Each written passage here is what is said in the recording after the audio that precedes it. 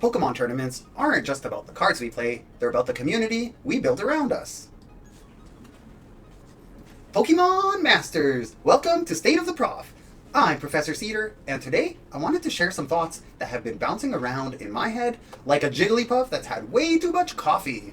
Whenever I walk into a tournament, I'm reminded how special these events really are. Juniors are learning their first decks, seniors are figuring out their strategies, and masters are calculating with laser focus like an Alakazam. And somewhere off in the distance, someone's just wondering where the snack's at, like a hungry Munchlax. Pokemon events are one of those rare places where players of all ages get together and share their incredible passion and excitement for the same hobby. Now that's something worth protecting. So, what does that community look like? Well, the Play Pokemon Standards of Conduct has an answer for that. It talks about something called Spirit of the Game. The spirit of the game is meant to guide how every player, spectator, and professor behaves. It's built on 4 values: fun, fairness, respect, and community. Fun means how we show up to enjoy the game together. When players stop being fun, people stop coming back. That matters more than most people think. Fairness means everyone gets a fair shot.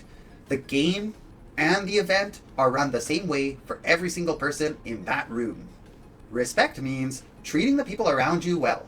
Other players, spectators, and even the professors. Those are your judges and organizers. At the table and away from it. Community means what we say and do affects more than just ourselves. It affects everyone in the room.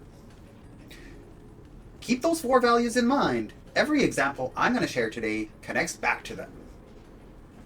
The strongest players aren't always the ones who win the most games. They're the ones who help build the community around us. Players with more experience often become really important to the community around them, even when they don't realize it. Newer players watch how they react when they win. They watch how they handle a tough loss. They listen to how they talk about the game. Those small moments set the tone for the whole event and for the community. The standards of conduct are clear that Pokemon professors carry an even bigger responsibility than other players. Professors are expected to hold themselves to a higher standard. If a professor breaks the spirit of the game, the consequences can be more serious than they would be for anyone else. Up to and including being removed from the professor program for good altogether. Now, I'm not meaning to scare anyone. It's there because the program puts a lot of trust in the people who carry this title. Being a professor means setting a good example, even when nobody's watching.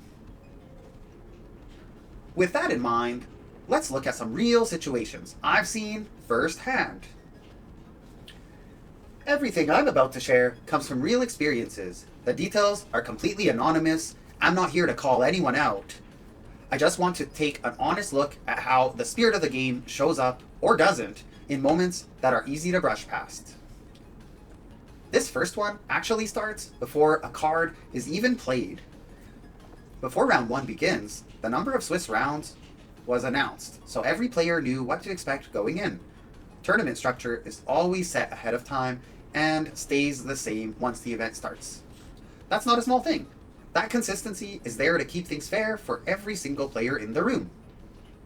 Later on, in that same tournament, a player mentioned, "I wouldn't have come to the event if I'd known how many rounds it was gonna be." Alright, I get it. Feedback is always welcome as well. Seriously, it's how events get better. But the way that feedback is shared matters a lot.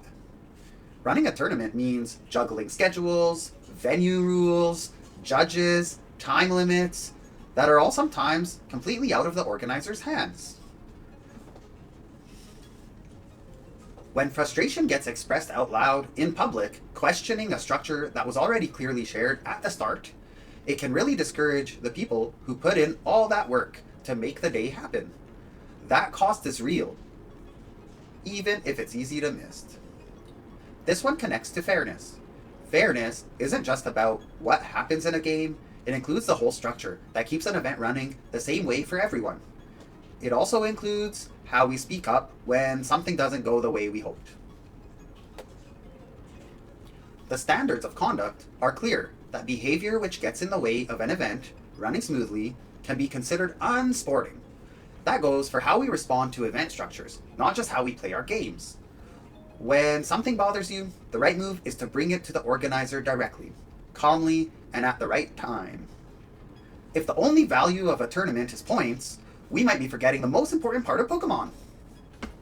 The next example is about a player who had a genuinely great day and still left feeling like it was all a waste. They made top cut. That's a huge deal and something to be really proud of.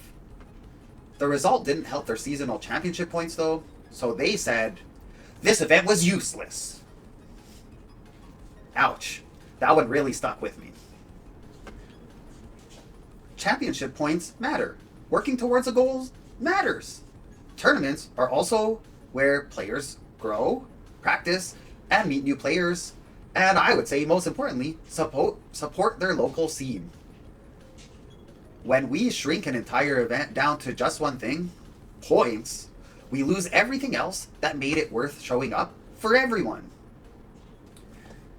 This example connects to fun, the very first value and spirit of the game. The standards of conduct describe fun as something that has to be there. It's not a bonus. It's the whole reason these events exist.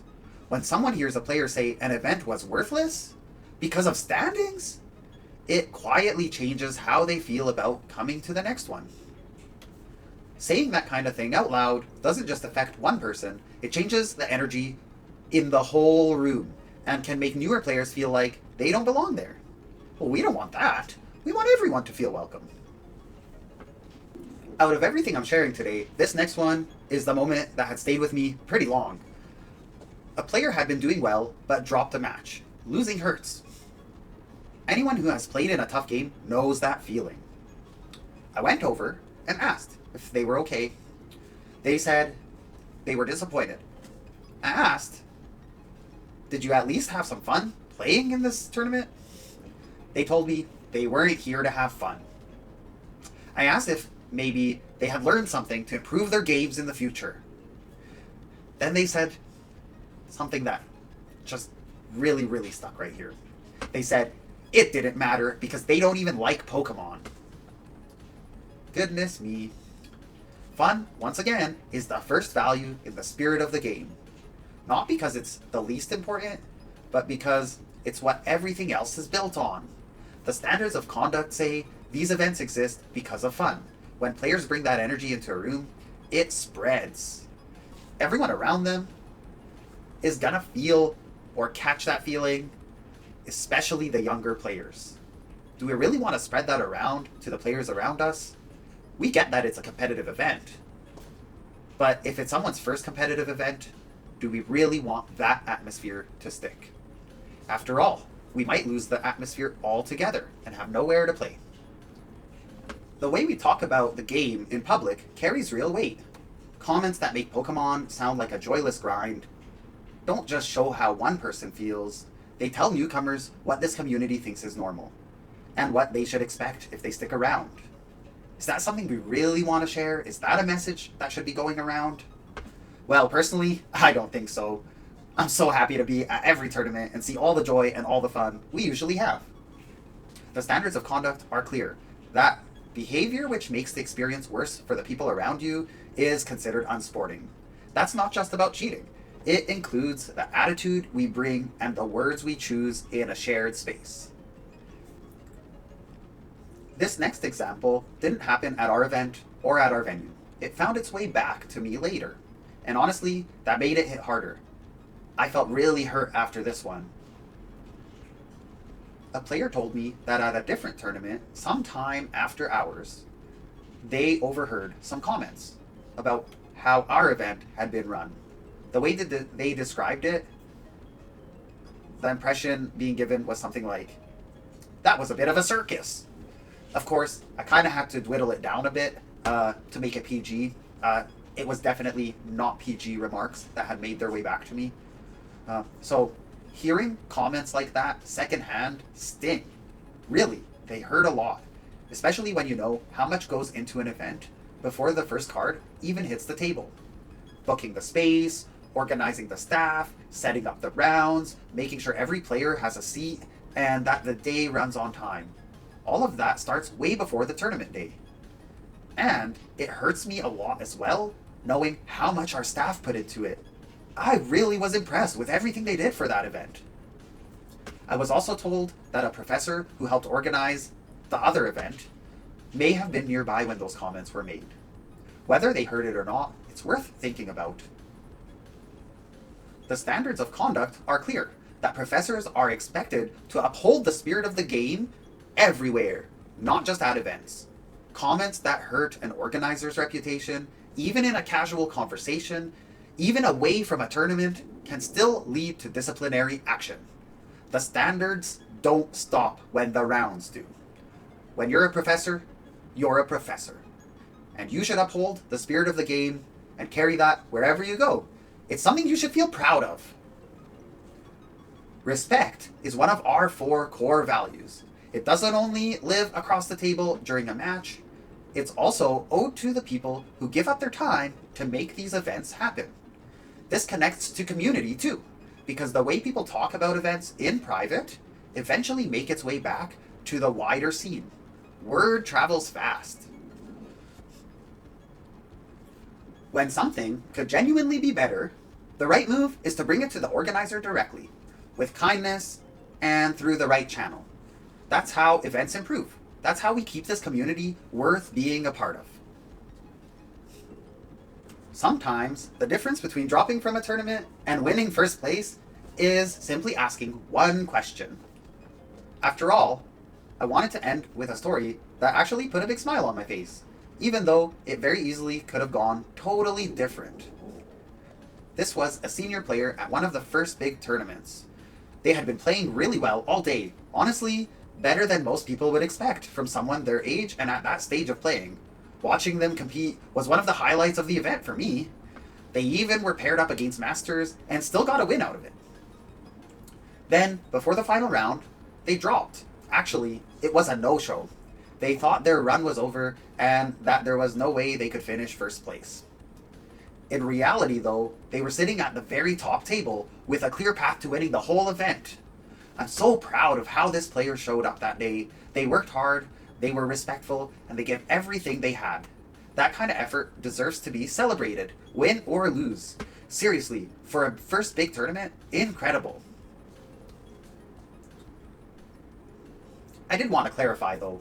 The first part of the story I told, that was just my perspective before I ended up chatting with that player at a later event. When we talked about what happened, they told me they just didn't know there was still another round to play.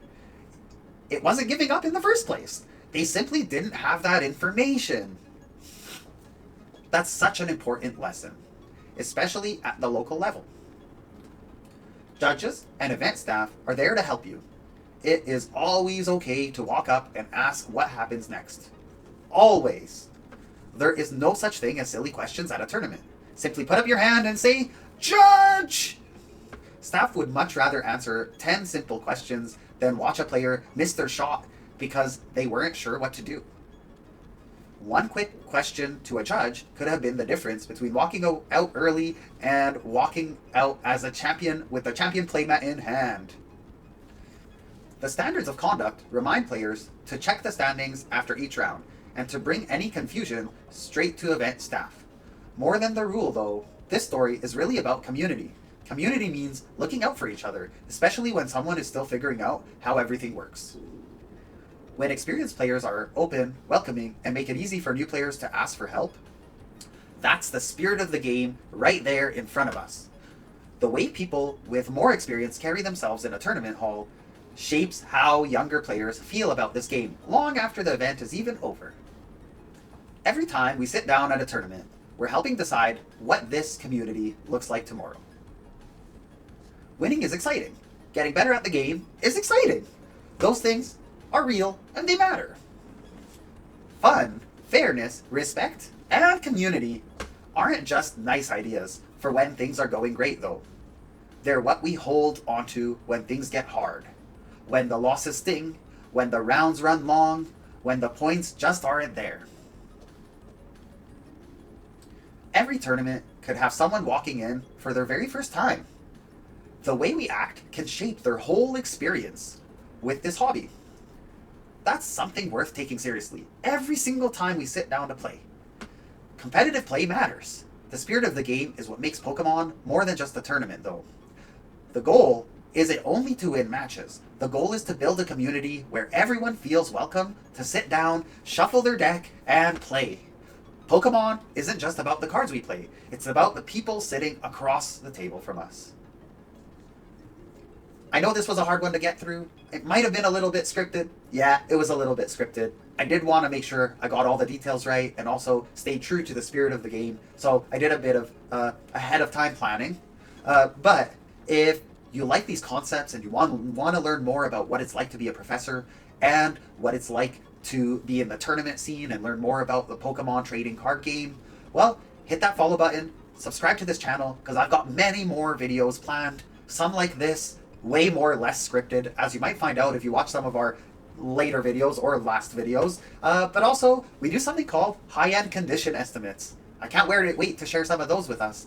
And I also want to talk a little bit about what it's like running a TCG shop from someone with experience. So, thank you for joining me for this episode of State of the Prof. Catch you again!